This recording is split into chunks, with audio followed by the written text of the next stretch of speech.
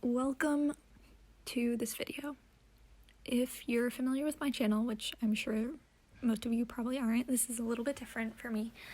I don't really talk about serious things. I mostly just make fun of myself. But before you dislike or like this video based off of the title, I just wanted to do a little disclaimer. But first I'm just going to mention stuff about this painting super quickly, so you can skip ahead to this timestamp if you don't want to hear about the painting. So I was thinking about what to do for a video. I mean, I've been wanting to do a video like this for a long time, but wanting to focus my channel on painting, I didn't really know how. But I stumbled across this picture of a young boy in Aleppo.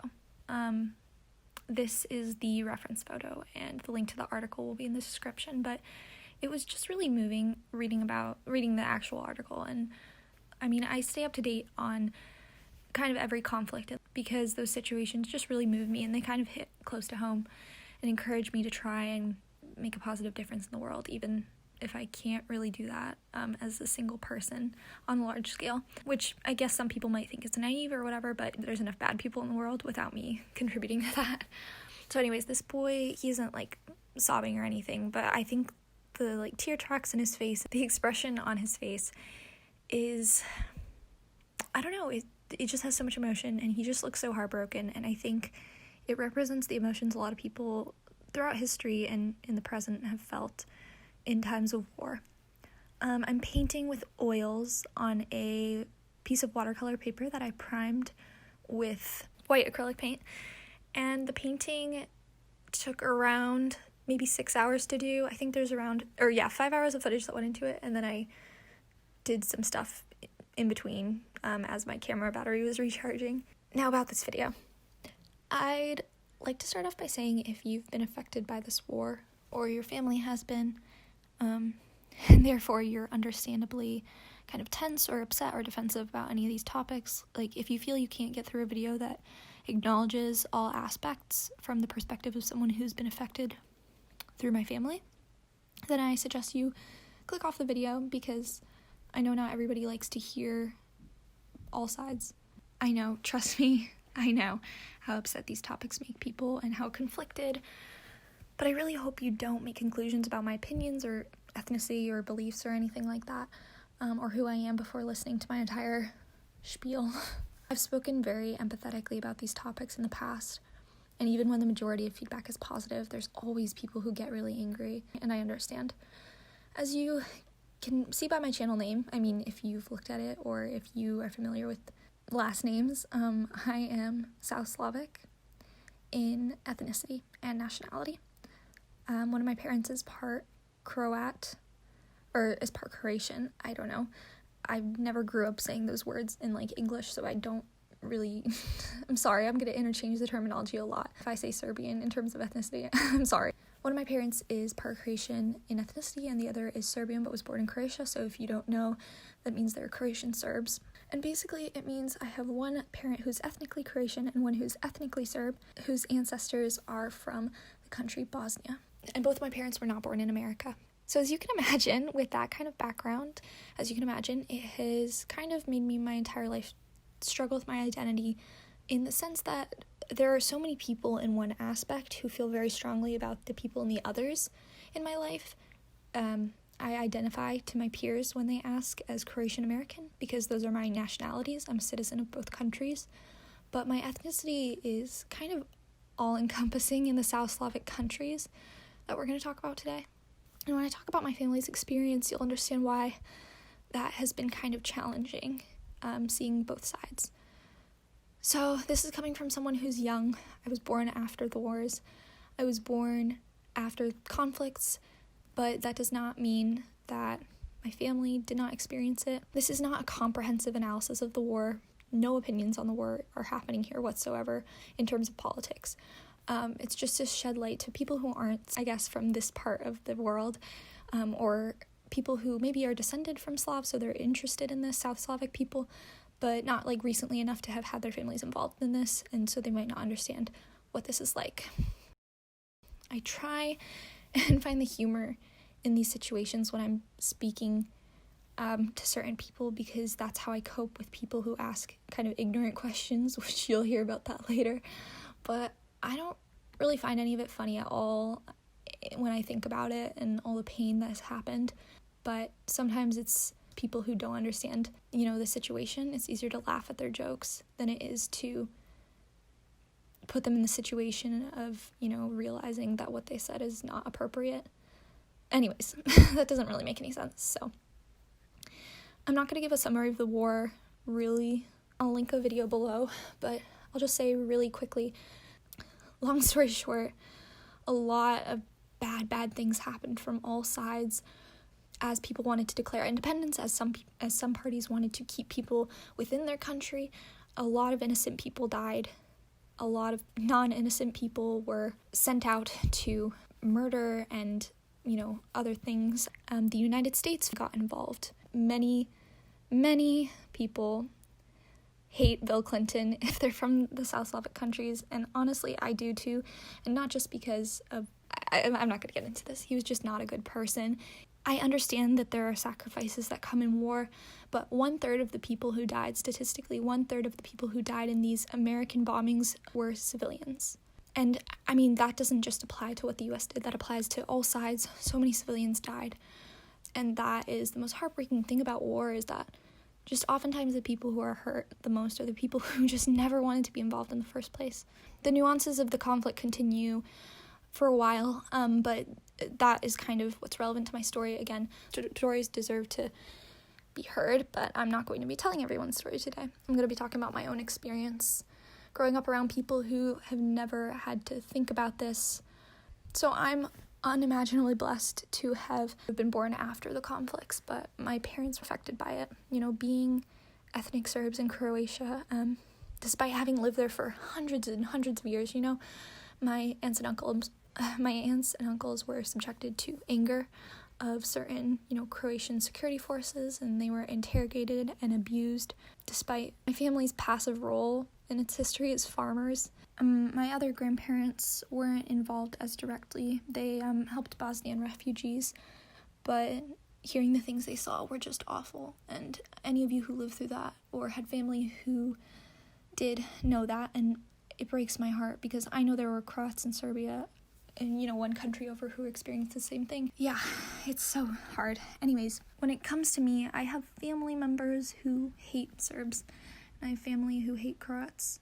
But I just want to say that, all my cousins and friends who I've talked to in these countries, they want to change. They don't want to keep this animosity. How somebody can use, wrongs they've been dealt in the past to justify continued horrible things they do or say now. And I know not everybody agrees with that, and that's okay. But the world isn't black and white, You don't have to hate somebody forever because of the horrible things their ancestors did to yours, and just because somebody doesn't hate other people doesn't mean they didn't, or their family didn't experience the same things you did, doesn't mean they don't think it was wrong. My parents, watched their neighbors die and disappear. My friends watched their parents, struggle to decide whether to stay in the country, the only country they had ever known, or take their children away and start over. If you want to read more about this kind of stuff, I read this book by Sofija Stefanovic called Miss Ex-Yugoslavia, and I loved it because it was a really honest view from somebody who grew up in that time but recognized even their own privileges and struggles. There's this point where she was talking about a girl she knew in Australia whose family immigrated there as refugees from Bosnia, and she just thought how everyone felt worse for that girl's family because they were seen as refugees, fleeing from, in her words, the evil Serbs. But Sofija, as a Serb, always felt guilty about that, even though she was never involved. Her family never wanted any of the fighting to happen. Anyways, just learning how she grew to cope with her past and gain understanding was really beautiful. So I'm not going to patronize anybody and saying you have to feel a certain way or you have to forgive it or anything, I promise. I'm just saying that as someone who has a piece of her heart in all of those countries, the hatred between them hurts, it's really difficult.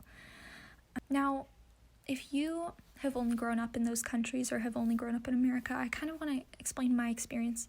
So I grew up in both and never really talked to my parents about it or about the war because I never wanted them to, get sad or anything. I was, kids don't want their parents to cry. And I'm from, a bigger city in northern Croatia, so there's no destruction, nothing to remind of the war. But I was driving last summer through the mountains, and I drove through this small town, and I got out and I walked around, came across this church.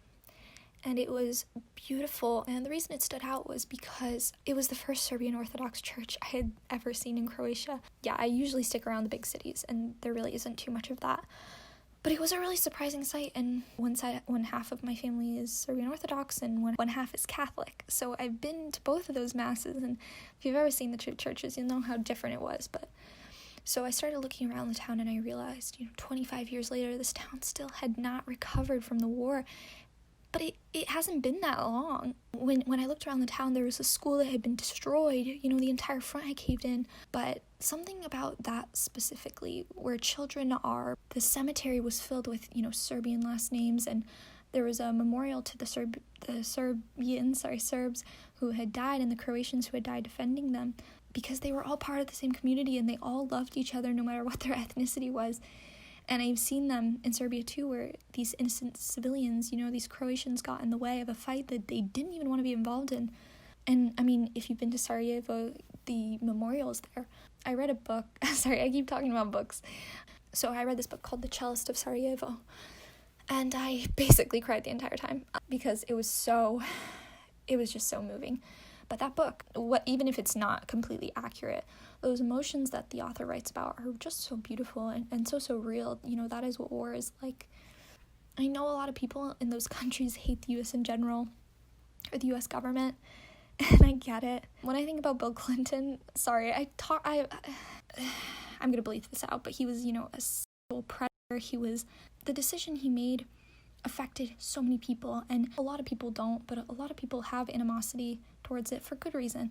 But I want to talk about my experience, as somebody who has her foot in both sides, being surrounded by other young Americans. I tell this story to a lot of people, but I think it's really funny. Well, it's one of those things that when you think about the core of it, it's not really funny, but looking back, I'm trying to laugh on it. I have friends ask me questions all the time about Serbia and Bosnia and Croatia, especially when they're studying World War II. My heart goes out to people who have had ancestors participate in any violence during World War II or any other wars, and who have struggled with the weight of that.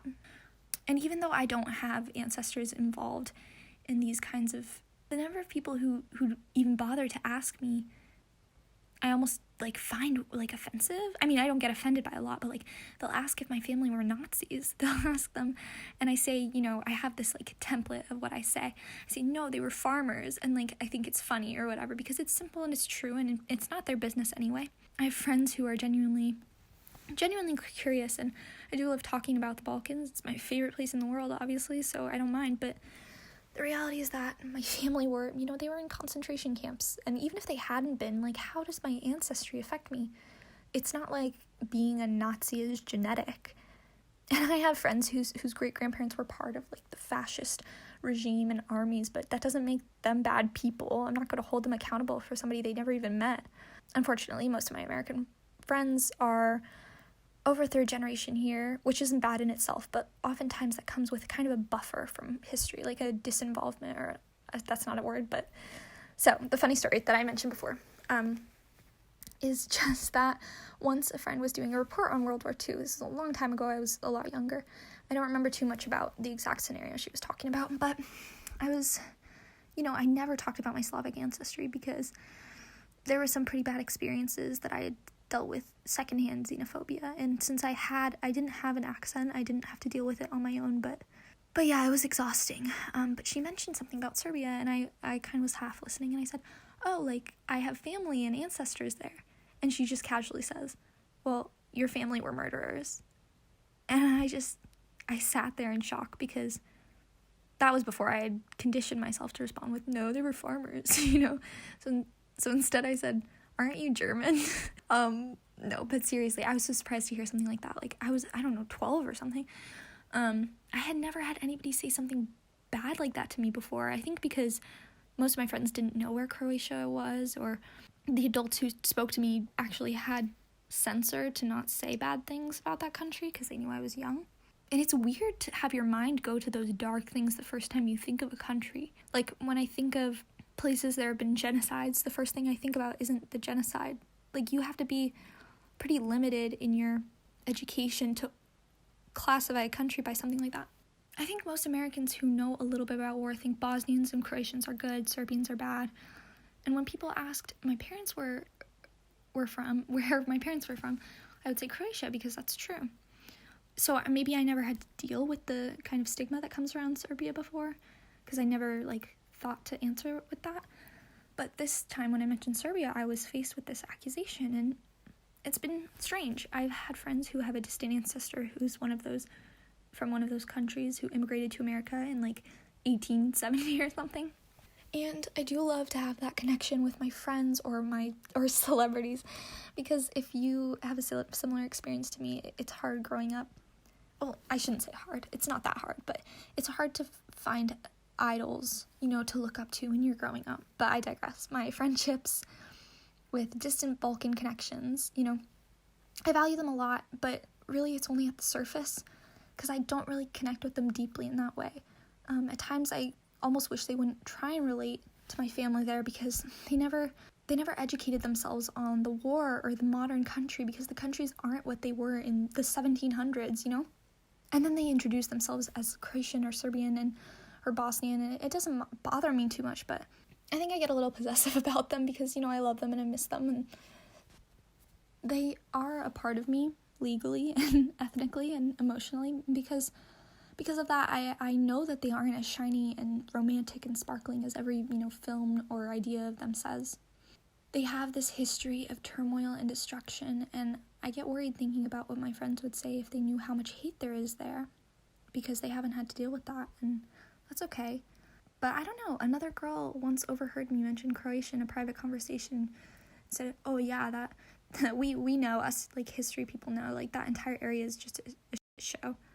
I wanted to be that's my country that you're calling a show.